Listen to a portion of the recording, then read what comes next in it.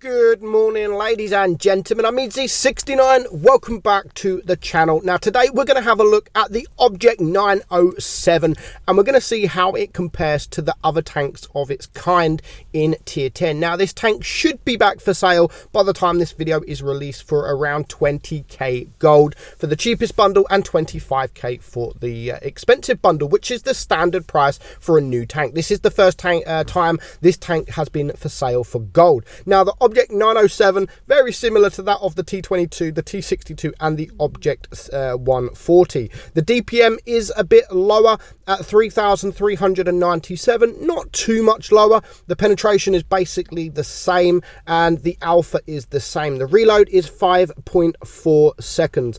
However, the shelf velocity, like the T22, is not as good as the T62 or the Object. Aim time is decent at 1.8, pretty good. The same as the Object 140, and the dispersion is not as good as the others at 0.326. So at the moment it's looking very similar to all the other tanks. However, it does have a nice 7 degrees of gun depression, the same as the T62. So it looks like, on paper, it's literally just like a mix between them all. However, the speed is very nice at 60 kilometers an hour, actually the quickest out of the lot of these. Armor profile wise, it only has it has 208 millimeters on your turret, 160 on the side, and it has 100 millimeters of hull armor. Basically, again, the same as most of the others. However, the turret is not as strong, but it does have 7 degrees of gun depression to go with that turret armor. So it's still a nice tank. It's still a fantastic tank. People have been using it actually in the Blitz Cup. I think we see some people driving the Object 907. It's going to be easier to get than, of course, the T22. T22 rarely comes back. It was back for sale in the auction, which literally it was for sale. It was in the auction for about 15 minutes before it all sold out, which is absolutely crazy. And before that, the only other time it's been for sale for gold was last year, Christmas Day.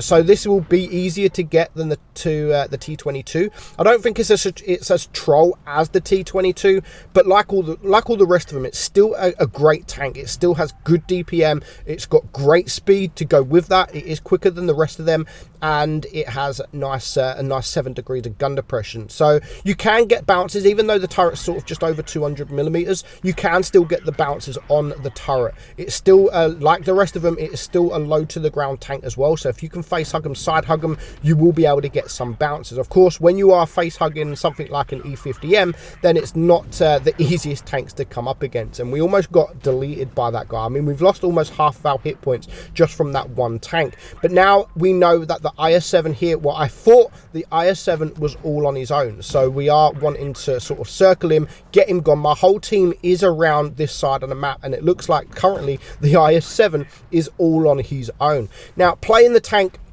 it's actually a very difficult tank to ace. Like, I didn't think it would be as difficult because it's not been for sale. I mean, it's been for sale for crates, which means not a lot of people would actually have the tank, meaning that it shouldn't be too difficult to ace. But yeah, the ace bar on this at the moment is absolutely insane. Like, it's a very difficult tank to ace. So if you are looking at getting it, you are getting a nice tank. You are getting a really nice tank. And if you haven't got a T22, then of course, yeah, it might be worth, if you've got 20k gold to spare, then yeah, of course it might be worth sort of using that 20k gold and getting a really nice tank. If you haven't got the gold, then again, it's not too much of an issue if you don't want to get the tank, because you can still play the T62A, you can still play the Object 140, and all of these tanks, all 4 of these tanks pretty much play the same, so that you don't really play them any different.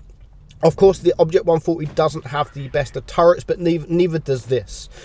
So they literally all play the same. It's all about brawling, and it's all about DPM, and of course the speed. If you can use the speed and to get around the tanks, which is what we're going to do here with this IS-7, we're going to use the speed, we're going to go for the tracks, and then we're just going to get behind him, and we can just bully this guy.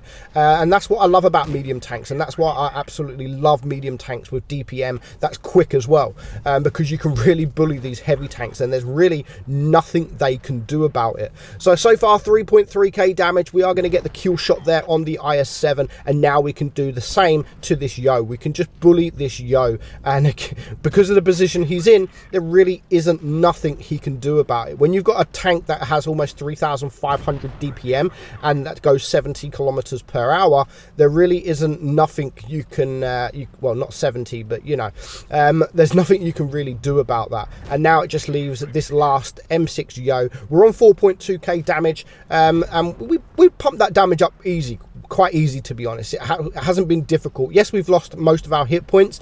We haven't bounced too much, but now it's a 3 versus 1, and we can just bully this guy. And I don't think I'm going to get the kill shot. It will be the IS-7, but we've done our job. We've done our job. And I thought, you know what, because we got a base, it might be an ace, but it was unfortunately just a first class. But when you look at the XP, I know it's not a massive amount of damage, 4.5k, but when you're getting sort of 1,537 base XP, that should be enough to almost ace any tank in the game, especially a tank that is not being played, and not many people have this tank. So we're going to try again. Let's go again. And when I see that, I thought, you know what, it can't be this difficult. So we put it out, and we had another game, and we're heading straight towards the base. We're on Normandy now.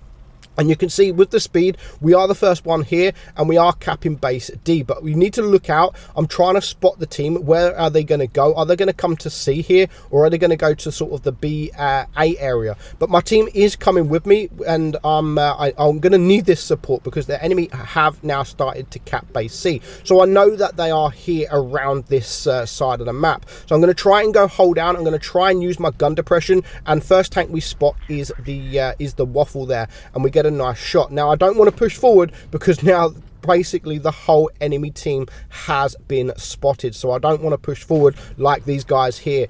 Just want to sit behind them, let them take the shots because they are in line, they are literally there. But we do take a shot from that waffle, and as you can see, that was an easy pen there from the waffle, and there goes the 50 TP. So now it has made it a little bit difficult because there are quite a few tanks around this side of the map. I've lost a little bit of hit points from the waffle, and now the Pajero is coming around, so I really need to focus him. I really need to now try and use my gun depression and use my DPM to really bully this guy, and I want to try and save as much hit points as I can. Luckily my grill is there watching as well, so I didn't need to lose any hit points against that object. But I really want to take care of this waffle. He's just sitting at the back farming some damage, and we are losing on tanks. So I'm just looking around what I can go for. Here's the 1-2-1. I don't really want to attack him at the moment. It's a difficult tank to come up against. I really don't want him to go hold down either because he has an extremely strong turret.